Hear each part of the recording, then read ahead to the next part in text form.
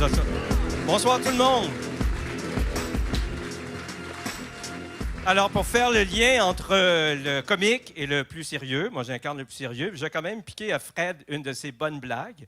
Mais la blague, c'est la suivante, vous l'avez sûrement entendu parce qu'il n'y a pas juste lui qui la raconte, c'est il faut créer de la richesse avant de la partager.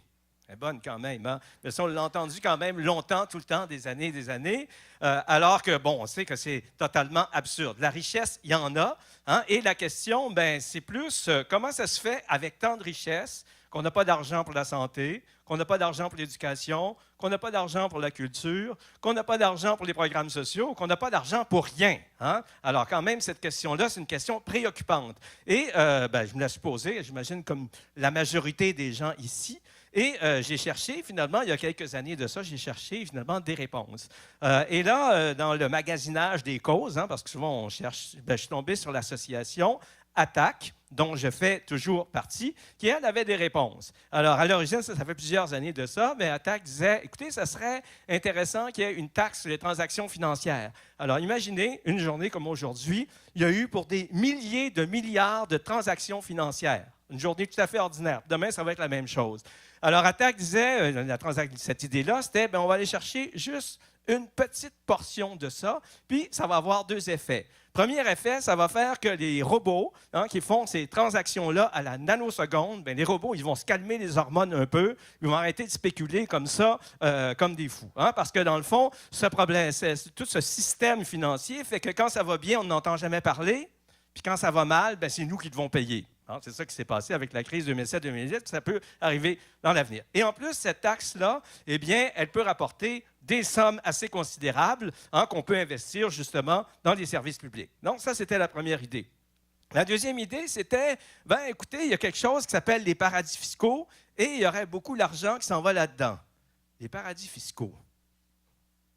Il y a quelques années, quand on parlait des paradis fiscaux, on avait un peu l'impression de parler dans le désert, ou d'avoir l'air des espèces de paranoïaques. En fait, les gens connaissaient ça, les paradis fiscaux, mais on manquait beaucoup de données. On n'était pas capable de chiffrer les fuites fiscales dans les paradis fiscaux. On n'était pas trop capable d'expliquer comment ça marchait. Alors finalement, écoutez, c'était une espèce de fatalité qu'on acceptait.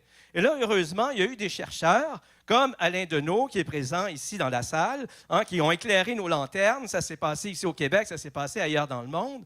Et aussi, ce qui s'est passé, c'est des fuites assez inattendues et assez extraordinaires, qui portent toutes des beaux noms français. Les Offshore Leaks, les Swiss Leaks, les Lux Leaks et les Panama Papers. Eh bien, ça a été quelque chose d'assez incroyable parce que finalement, ça a prouvé qu'on n'était pas paranoïaque et ça nous a permis de beaucoup mieux comprendre le fonctionnement de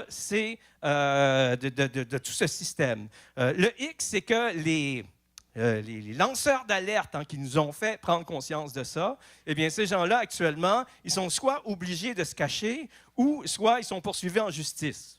Alors, il y a quand même un petit problème. Alors, ces gens-là devraient être reconnus par la société. La personne qui est responsable de la fuite des Panama Papers, qui devait être en train de donner des conférences partout dans le monde, non, est obligé de se cacher parce que, évidemment, il peut y arriver des choses terribles si jamais un jour on apprend son identité. Donc, premièrement, il faut quand même protéger ces lanceurs d'alerte et même les encourager le plus possible. Alors, je me souviens, moi, quand la première fuite est sortie, les Offshore Leaks, alors on était là, puis on s'est dit, wow, hey, c'est incroyable, on a enfin la preuve que ce qu'on dit, on a raison, et on a enfin une brèche très importante au secret bancaire qui a toujours protégé les paradis fiscaux. Et à ce moment-là, à Montréal, le hasard a fait qu'il y avait un type qui s'appelle John Christensen. Alors, John Christensen, c'est vraiment un des pionniers de la lutte contre les paradis fiscaux. John Christensen a fait quelque chose d'assez extraordinaire. Alors, lui, il a décidé de vouloir comprendre comment ça fonctionne et il s'est fait engager dans le paradis fiscal de Jersey. Il s'est fait engager dans une firme et là, il a patenté l'évasion fiscale pendant plusieurs années. Tout ça dans le but de comprendre, puis ensuite de dire comment ça se passe. Et c'est ce qu'il a fait. Il m'a dit que pendant ce temps-là, il faisait de l'argent comme de l'eau. Hein, mais après 6-7 ans, il a dit, bon, c'est fini. Maintenant, je vais dire aux gens, je vais expliquer comment ça se passe. Donc, John Christensen est à Montréal au moment où il y a des Offshore Leaks. Puis il m'a dit la chose suivante. Il m'a dit, finalement, les gouvernements vont être obligés de faire quelque chose. Après une fuite aussi importante que celle-là, ils ne peuvent pas rester inactifs. Bien, vous savez, quand les gouvernements décident de faire quelque chose, bien, il y a deux pôles. Hein? Soit qu'ils en font le moins possible, ou soit qu'ils en font le plus possible. Bien, la tendance naturelle d'un gouvernement, c'est bien sûr d'en faire le moins possible.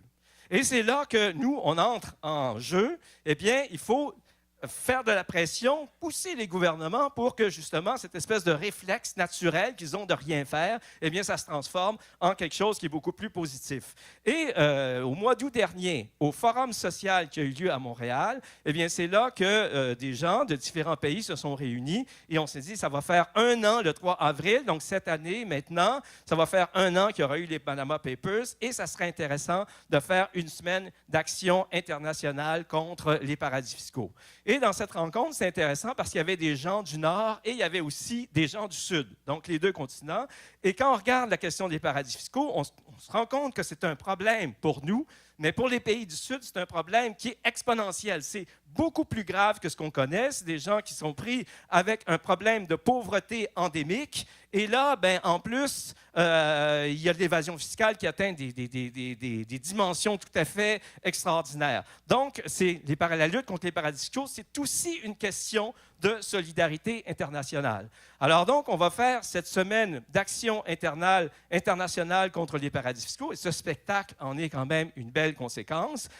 Et c'est intéressant de voir que quand même, depuis toutes ces fuites, bien, il y a des choses qui se passent dans le domaine des paradis fiscaux, des choses intéressantes. Par exemple, peut-être une des avancées les plus extraordinaires qu'on n'aurait pas pensé à cette époque-là, c'est l'échange automatique de renseignements. Et c'est quelque chose qui va commencer au Canada cette année ou l'année prochaine. Donc, on va mettre en place un échange automatique. Ça veut dire que le secret bancaire va tomber partiellement, pas au complet, mais en grande partie, et qu'on va pouvoir, à ce moment-là, poursuivre beaucoup plus facilement les fraudeurs. C'est un progrès quand même assez intéressant. Alors là où on a beaucoup de travail à faire, c'est au niveau de l'évitement fiscal. Alors, qu'est-ce que c'est l'évitement fiscal? C'est tout ce qui est légal. Hein? Alors ça, on a quand même une série de propositions très, très intéressantes, comme par exemple,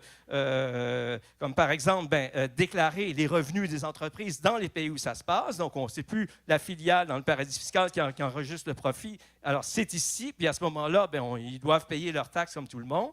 Alors, donc, ça, c'est des avancées quand même assez intéressantes. Et c'est là, justement, que c'est important d'intervenir en tant que société, en tant que groupe, de faire tout ce qu'on peut, finalement, pour tenir à l'œil les gouvernements pour qu'ils agissent. Demain, il y a une nouvelle assez intéressante. Vous savez que le gouvernement québécois a fait une commission sur les paradis fiscaux. Demain, le rapport va sortir. Je peux vous assurer que dans ce rapport, il va y avoir des choses intéressantes. Ça ne sera pas parfait, encore une fois, mais si le gouvernement décide de poursuivre ce qu'il y a vraiment de suivre, c'est-à-dire les recommandations qu'il y a dans ce rapport-là, bien, on va arriver quand même à quelque chose d'intéressant dans la lutte contre les paradis fiscaux. Eh bien, c'est à nous de faire qu'ils ne posent pas ce rapport-là sur une tablette, en compagnie, par exemple, du rapport Lanou-Mousseau ou du rapport Pronovo, peut-être très intéressant, mais qu'on a décidé de « oh, c'est trop à gauche, c'est trop révolutionnaire ». Donc, ce rapport-là, il faut vraiment le soutenir. Et on se rend compte aussi que bien, se battre contre les paradis fiscaux, c'est aussi se battre pour d'autres causes qui sont à venir.